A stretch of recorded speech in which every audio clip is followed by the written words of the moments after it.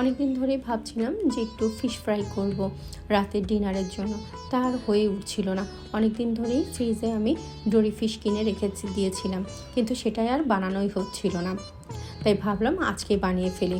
এমনিও ভিডিও অনেক দিন দেওয়া হচ্ছিল না, আর সেই সাথে কোনো ভালো মন্দও রান্না হচ্ছিল না বিভিন্ন কারণে। তাই ভাবলাম আজকেই এটা করে ফেলি। আমি অনেক আগেই বের করে রেখেছিলাম মাছটা, কিন্তু শীতকাল বলে কিন্তু সেটা এখনও বরফ ছাড়ায়নি, তাই বরফ অবস্থায় টুকরো টুকরো করে কেটে ফেললাম। এইখানে আমি কাটতে একটু ভুল করে ফেলেছি। এইখানে লম্বালম্বি করে কাটবো, তা না ভুল করেই আমি প্রথমে আড়াআড়ি কেটে ফেলেছি।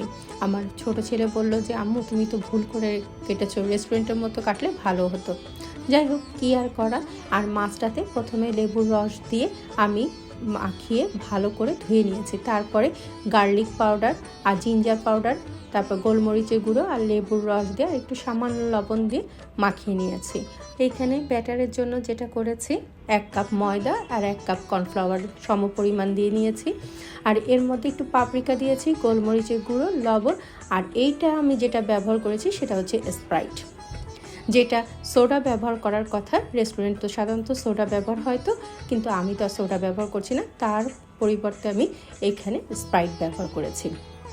তারপরে 1 চামচ বেকিং পাউডার দিয়ে ভালোভাবে মাখিয়ে 10 মিনিটের জন্য ফ্রিজে রেখে দিয়েছি।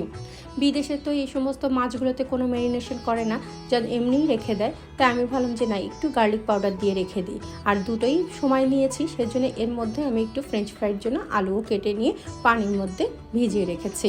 আমি যখন আলু কাটছিলাম, আমার ছেলে বলছিল আম্মু 10 মিনিট হয়ে গিয়েছে তো এবার বের করো, 10 মিনিট হয়ে গিয়েছে তো এবার বের করো। আমি বললাম কোনো সমস্যা নেই, আর একটু বেশি থাকুক। আসলে 10 মিনিট তো আমরা মুখের কথায় বলি, যত বেশি রেস্টে রেখে দেওয়া যাবে ততই ভালো হবে। মাছটাকে আমি প্রথমে চালের গুঁড়োর মধ্যে ভালো করে চেপে চেপে দিয়ে তারপরে ব্যাটারের মধ্যে ডুবো তেলে ভাজতে দিয়েছি। এখানে ভাজতে ভাজতে আমি আবার একটু মোবাইলও দেখছিলাম। এখন সামনে রোজা চলে আসছে, এই রোজার মধ্যে কত লাইভ হচ্ছে, নতুন নতুন জামার, নতুন নতুন জুয়েলারি, তাই দেখছিলাম আর কাজ করছিলাম। আমার ছোট ছেলে খুব ব্যস্ত হয়ে গিয়েছিল, বলে আম্মু এত সুন্দর গন্ধ বের হচ্ছে, এখনই খেতে ইচ্ছা করছে। তা আমি বললাম ওয়েট করো, যেহেতু এটা রাতের খাবার আর আমার তো তৈরি করতে একটু সময়ও লাগবে। বলো অনেক আইটেম এখানে, ফিশের মানে পুরো প্রিপারেশন, ভাজা, তারপরে ফ্রেঞ্চ ফ্রাই, তারপরে সেই সাথে সস, কত কি আয়োজন, তো সময় লাগবে না বলো। এই পাশে ফ্রেঞ্চ ফ্রাইটা ভাজতে দিয়ে আমি সসটা তৈরি করে নিচ্ছি। আর সসের মধ্যে আমি দিয়েছি মেয়োনেজ, ক্রিম, গার্লিক পাউডার, ধনিয়া পাতা আর একটু গোলমরিচের গুঁড়ো দিয়ে আমি খুব ভালোভাবে মাখিয়ে নিয়েছি। আর দিয়ে দিয়েছি লেবুর রস। খুব মজা হয়েছিল এই সসটা খেতে, জানো। আর এর মধ্যে সামান্য একটু লবণ দিয়েছি, কারণ মনে হচ্ছিল লবণটা একটু কম হয়েছে।